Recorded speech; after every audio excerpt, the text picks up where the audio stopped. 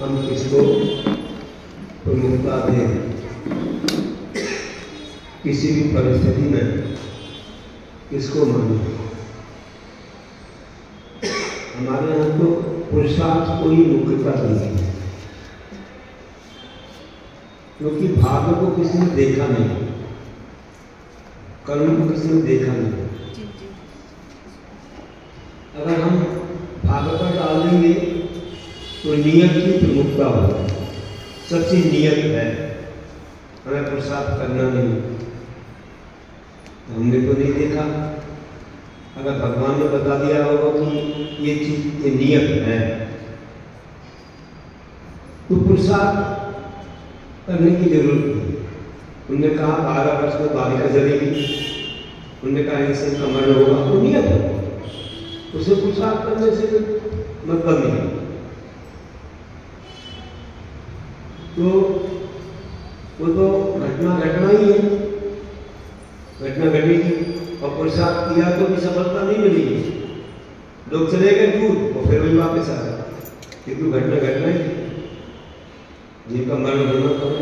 लेकिन जो अनियत है उसमें पुरुषार्थ होता है। सभी पर नियत नहीं होती, कुछ अनियत होती है, उन्हें पुरुषार्थ काम करता है।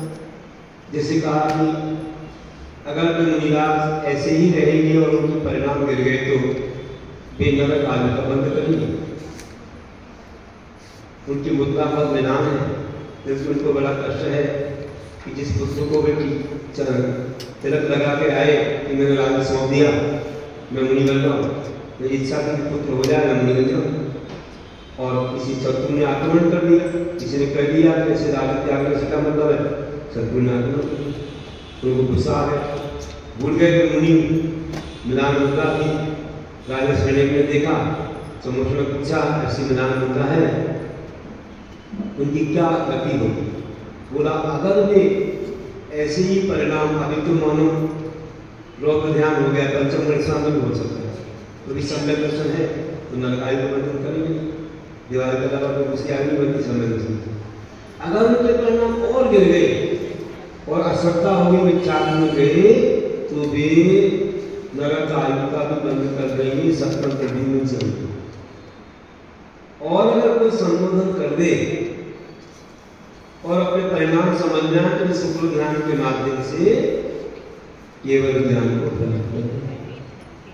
देखो अब यहाँ का ये है अनियत पर्याय, जैसा करोगे वैसा हो जाएगा, नहीं ऐसा होगा अथवा ऐसा नहीं तो ऐसा होगा। तो पुरुषार्थ किया, अनियत तो पुरुषार्थ होता है। अगर राजा सैनिक पुरुषार्थ ना करते, वे वहां गए और संबोधन किया, उन्होंने बहुत अच्छा दिमाग लगाया और ऐसे स्थिति की कि आप धन्य हो, महान हो, आप मुनि बने हो, आपको देवता भी नमस्कार करते हैं, चक्रवर्ती भी नमस्कार करते हैं, और आपका पद इतना महान है, आपको शरीर से भी कोई मतलब नहीं है, घर परिवार का स्वर्ण के ही आए हैं, यहाँ पर कोई भी नहीं है, परमाणु मातृ है कुछ नहीं। मतलब ऐसी स्थिति कर रहे हैं कि उनको अपना ध्यान आ जाए, इन्हें क्या हो, नहीं ये ऐसी स्थिति कर रहे हैं। आज महाराज जी को पूजा करते हो, आरती करते हो, मुझे लगता है कि मैं कितना बड़ा हूँ, नौदा भक्ति करते हो, मुझे लगता है कि मुनि हूँ मैं, मुझे इस रूप में रहना चाहिए। नहीं करो तो कैसा लगेगा, है ना। इसलिए बताया गया है कि नौदा भक्ति को आहार दो, जिससे उनको ये मालूम पड़े कि मैं मुनि हूँ, मैं परमेश जी हूँ, मेरे सामने ऐसी भावना भाई जा रही है, मैं क्या किस रूप में हूँ, मुझे उस रूप में रहना है। उन्हें ध्यान आता है, इसमें रहस्य छुपा हुआ है ना। तब उतने भाव भी उससे लगेंगे, जो नौदा भक्ति करेगा उतने भाव को लोग आहार देगा, नौदा भक्ति नहीं करेगा तो खा लो, ऐसा कर लो, ऐसा कर लो। अगर वो भक्ति छोड़ देगा तो फिर वो कुछ भी कह सकता है, उसके परिणाम उतने विश्वास नहीं। तो भक्ति कर देना चाहिए अपने गुरुओं की, अपने परमेश्वर विनय पालना चाहिए, तब तभी। तो वहां पर जब भक्ति की तो बस उनके परिणाम सुधर गए। उन्होंने कहा नहीं क्या कर रहा हूँ, मैं कितना महान हूँ, तो बहुत अच्छी महानता की स्तुति पढ़ रहे। परिणाम समझ गए और तुरंत वे अपने ध्यान में उतर गए, उनका स्थान पर वही मुनि पद का हो गया, छठवां सातवां, सातवां में चार का आगे और बढ़कर के शुक्लोपयोग से शुक्ल ध्यान में चले गए और शुक्ल ध्यान से उन्होंने अंतर्मुख में 4 भातिया कर्मों का नाश कर दिया और केवल ज्ञानी बन गए। देवता आ गए, गणपति की रचना कर दी, पूजा की, उनकी वाणी की। पहले का कि उनका नाम था धर्म ऋषि महाराज। धर्म ऋषि महाराज ने भगवान के समय जो राजा सैनिक ने उनकी वंदना को देखा और प्रश्न किए, तब उन्हें मालूम पड़ा कि इसलिए मुद्दा उनकी ऐसी है और अगर हम संबोधन करेंगे तो क्या हो जाएगा कि ये पुरुषार्थ से हुआ अनियत कल्याण हुआ कि ऐसा करके ऐसा हो जाएगा, नहीं तो ऐसा हो जाएगा। नियत नहीं था कि नरक नहीं जाना, नियत नहीं था कि केवल जाना था, इसीलिए पुरुषार्थ हो। तो हम हर चीज को अनियत मानो, हर चीज को अनियत मानो तो हम पुरुषार्थ करेंगे।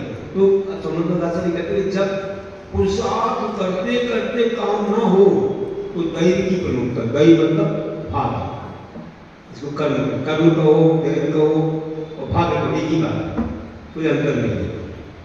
और पुरुषार्थ, पुरुषार्थ अनियत में होता है, नियत निश्चित में पुरुषार्थ नहीं।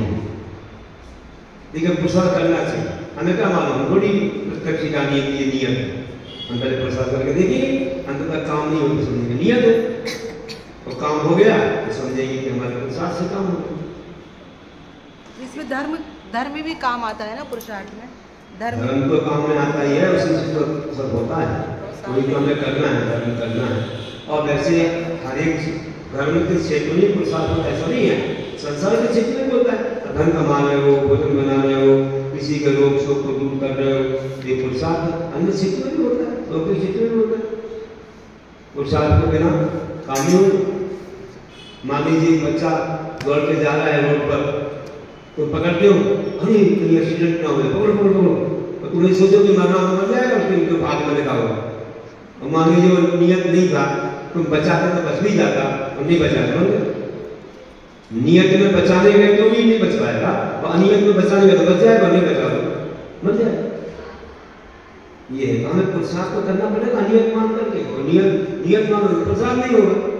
इसलिए अनियत मान के हम काम करते हैं, हर जगह अपना पुरुषार्थ, मतलब भाग्य के भरोसे नहीं रहना चाहिए। कभी भाग्य के भरोसे नहीं रहना चाहिए। यदि सोचो कि अपने आप भोजन बन जाएगा, अपने आप भोजन अंदर से आ जाएगा, अपने आप सब हो जाएगा, अपने आप नहीं बन जाएगा, अपने मुंह हो जाएगा, फिर ये क्यों बोलते हैं कि भैया भाग में जो होगा वो मिलेगा? नहीं, ऐसा नहीं, ये तो बाद में कहा जाता है, जब पुरुषार्थ करते काम नहीं होता ना, तो कहा जाता है कि भैया भाग्य खोटे थे हमारे, है ना, भाग में ऐसे लिखा था, बाद में बोला जाता है, पहले से नहीं बोल सकते, ये थोड़ा सा क्लियर करना है। हाँ, वो गलत बात है।